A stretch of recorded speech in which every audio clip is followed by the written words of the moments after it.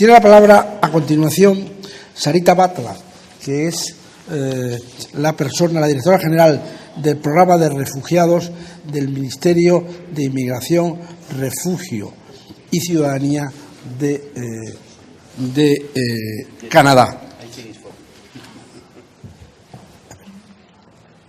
¿Puedes? Thank you. Thank you very much. This is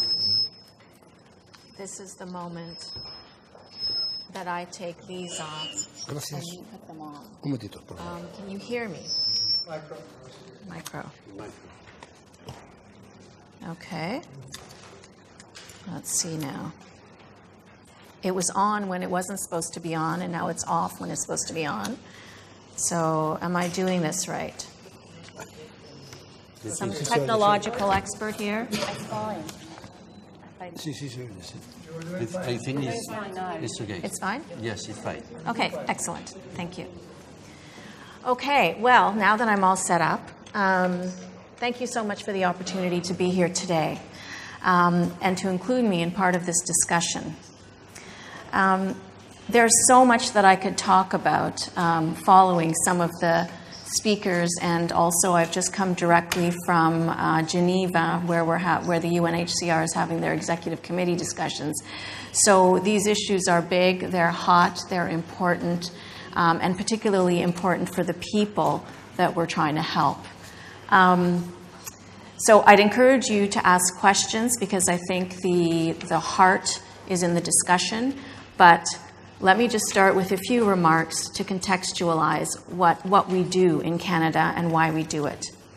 So first, what I'll do today is I'll go through why we do what we do, what's our objective, what are the programs that we have to support these objectives, and then turn to, in my view, what are the foundations that are necessary to achieve success in terms of refugee protection, generally speaking. So why? Why do we do what we do? Well, it sounds trite to say this, but it's about saving lives. And our legislation is the Immigration, Refugee, and Protection Act. And there's a separate section for immigration, which is more the managed immigration program that is based on economic criteria, labor market needs, etc. There's a separate section for that, and a separate section for refugee protection. And what that highlights is that the objectives of both programs are very, very different. And the refugee part of the legislation says refugee protection is first and foremost about saving lives. So that's the principle number one. Our legislation also highlights that what we seek to do is find durable solutions. We all know this language, but I think it's important to know that it is written in our legislative framework, and that the objective is to provide permanency for people. So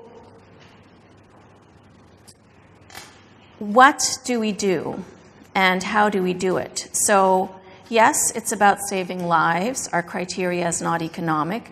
But having said that, once they arrive in Canada, we want refugees to be successful. We want them to integrate socially and economically. So first, to give you an overview of our system, we have two streams: resettlement from overseas and in Canada asylum system. Both streams offer a permanent path to citizenship. Of course, where we are, we're in a pretty luxurious spot in terms of dealing with flows. We have an entire ocean, and through an accident of geography, essentially, we're able to manage our flows quite well and quite easily. In the past couple of years, on average, we received about 15,000 to 25,000 asylum claimants in a year. It's not a lot in the grand scheme of things. With respect to the asylum system, people make an asylum claim at a port of entry or inland in Canada. Eligibility is then determined administratively by looking at security, criminality, previous protection claims in Canada, or whether an individual has received protection from another country. Claims are then referred to the Immigration and Refugee Board of Canada, an independent quasi-judicial tribunal. Those who are approved can, generally speaking, apply and usually get citizenship within 4 to 5 years. The resettlement stream, however, is more proactive as opposed to reactive. And again, this is part of our way of responsibility sharing, because we know that we don't get people arriving at our borders or in boats on our shores. So resettlement is a policy choice, whereas asylum is, we're a signatory to the Geneva Convention, and of course we don't want to send people back to persecution. With respect to resettlement, it's been a long-standing tradition and a policy. So within that resettlement program, there are several different streams. It gets quite complicated, so I'm going to simplify it into 3 main streams: government-assisted refugees, the private sponsorship of refugees program, which is getting a lot of interest internationally, and the blended visa office referred program, which is essentially a public-private kind of partnership. So first, let me go through the different streams. Government-assisted. Refugees are referred by the UNHCR, a long-standing and indispensable partner to Canada. As you know, UNHCR is uniquely placed around the world to identify refugees that are most vulnerable and have no other prospects for durable solutions. As the largest refugee referral agency, they're crucial to our ability to resettle refugees. When the government-assisted refugees arrive in Canada, they immediately have the rights of Canadian permanent resident. That includes access to health and education, the right to work. They also receive immediate and essential services and 12 months income support from the federal government. We also have a private sponsorship of refugee program. This is where ordinary people come together to welcome refugees from all over the world and support them as they build lives in Canada. It starts off with the participation of private sponsors, which are groups of Canadian citizens and permanent residents, and may include family members of the refugee who are already in Canada. Refugees are identified by the sponsoring groups themselves, sometimes through a family or a community connection. The Canadian government covers the cost of processing sponsorship and refugee applications, but the sponsors cover the immediate settlement costs, and the refugees generally receive a loan to pay for their travel costs. Refugees are referred by private sponsors in Canada, mostly faith-based, ethnic, or humanitarian organizations, and receive income and settlement support from their sponsor for up to 1 year. It can go longer, of course. This financial assistance for the first year is essential for their integration outcomes. If a recently arrived refugee can concentrate on learning the language while getting financial assistance, their long-term employment prospects will be much improved. Sponsors also provide emotional and social support for the year. Welcome at the airport, temporary accommodation, orientation to their new community life in Canada, registering for essential services like getting a health card, getting the kids into school, trying to access other settlement services that we have for all immigrants and refugees, and help in finding housing, employment, that sort of stuff. What private sponsorship does is it provides Canada with a capacity to offer protection to a greater number of refugees than those directly supported by the government. Thanks to this program, Canada has welcomed 275,000 refugees since its inception in 1979. Engaging private citizens through this program has also been essential in creating welcoming communities in Canada and play a critical role in the integration of refugees. We've said that Canada is pleased to partner with other states in the UNHCR to share our experience and lessons learned in the hopes that other countries might be interested in setting up a similar program. This can help to increase protection spaces and alternatives worldwide. Finally, we have a blended visa officer referred program, which is a sort of a silly way of saying public-private partnership. It allows for private sponsorship of refugees referred to Canada by the UNHCR. It allows for them for the government and the sponsor to share the settlement costs. Essentially, the government pays for the first 6 months, and sponsors pay for the following 6 months. Happy to answer questions about this. But saving lives is not enough. And this gets to the point of what are the foundations that we need for success. There's two. One, integration, which I've already mentioned, and two, public support.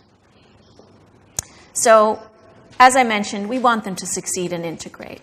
We've always welcomed generations of newcomers, and it's part of our philosophy to help us build our society, our culture, and our economy, even though they're not selected for that purpose.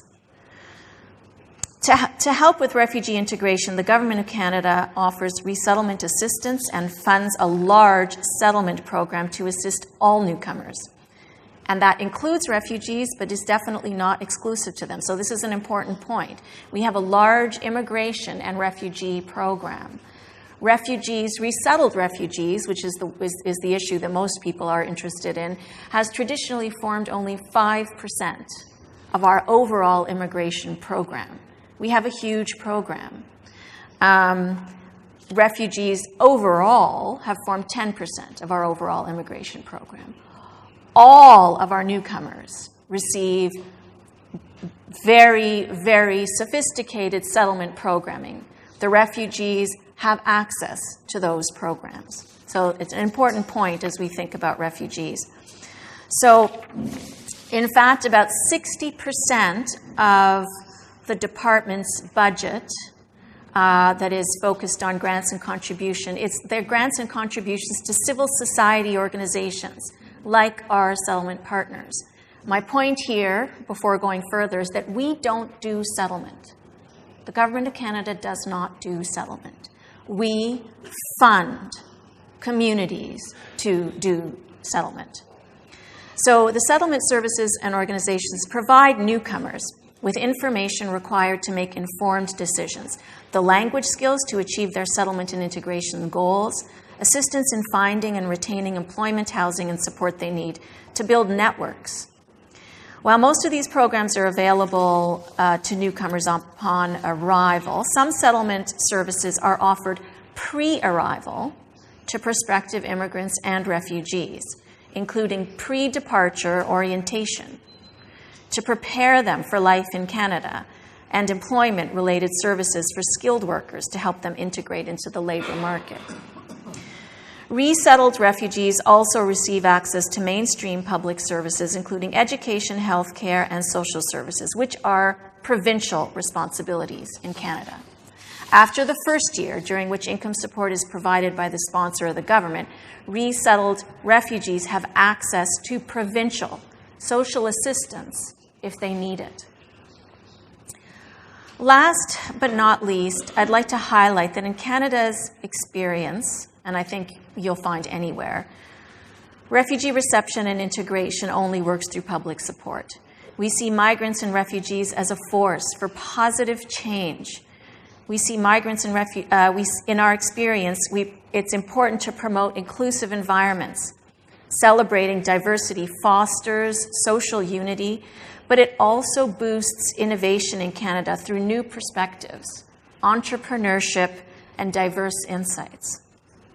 A successful integration hinges upon an inclusive two-way model of adaptation and engages a wide array of actors. The success of this model is also due to the support and participation of Canadian civil society and different levels of government. As I've said, federal, provincial, and municipal governments play a central role to facilitate refugee integration in partnership with many societal actors in diverse communities across Canada. I know that the theme here today is very much about coordination among various government and non-government entities. As I mentioned, we don't do it. We don't actually do it in the federal, as the federal government, although we have responsibility for it. In Canada's experience, however, it's really a whole of society project. It has a number of stakeholders playing a role in promoting a welcoming society. From a jurisdiction perspective, the federal government shares responsibility for integration and coordinates planning with provincial and territorial governments who deliver their own settlement services. At each level of government, there are a number of ministries involved in supporting refugee integration. Provinces have sole jurisdiction over health, education, and social services that help the immigrants integrate into Canadian society. Municipal governments are responsible for housing, public transport, and community services. They are under the jurisdiction of the provinces and territories. To coordinate efforts and identify gaps in service and ways to address those gaps, we engage national and local partners and stakeholders in integration. We have federal, provincial, territorial, multilateral fora where ministers and officials regularly meet to discuss immigration and integration issues. We also engage civil society and other stakeholders at both the national and local levels. Am I running out of time? Warn me. 5 minutos. Excellent. Okay. 5 minutos. Okay. At the local level, we have local immigration partnerships. These are planning tables that include provinces and territories, municipal governments, employers, and a wide array of local community organizations and institutions, in addition to service provider organizations. It's important to imagine what this is like and how well it's been working, because it is at the local level. These are relatively new. We've built them in the past few years, where you literally have every partner around the table in the planning process. So the point that I want to make, though, is that these networks and the role of civil society in Canada's refugee resettlement system, they were not built overnight. It takes a lot of hard work, it takes commitment, and it takes money. Some of the infrastructure that we have goes back as far as the 1970s and our response to the Indo-Chinese refugee crisis and the Vietnamese boat people. So after spending some time to develop our civil society and to coordinate roles between cities, provinces, and the federal government, it's thanks to these coordinated efforts that we welcomed about 31,000 Syrian refugees since last December in response to UNHCR's appeal. We know that it's a very small contribution in the context of the global context, and that other countries who are on the borders of refugee-producing countries face much greater problems than we do. But as I said, it's our way of trying to help, in addition to development assistance and other broader forms of support, humanitarian assistance, and that sort of thing.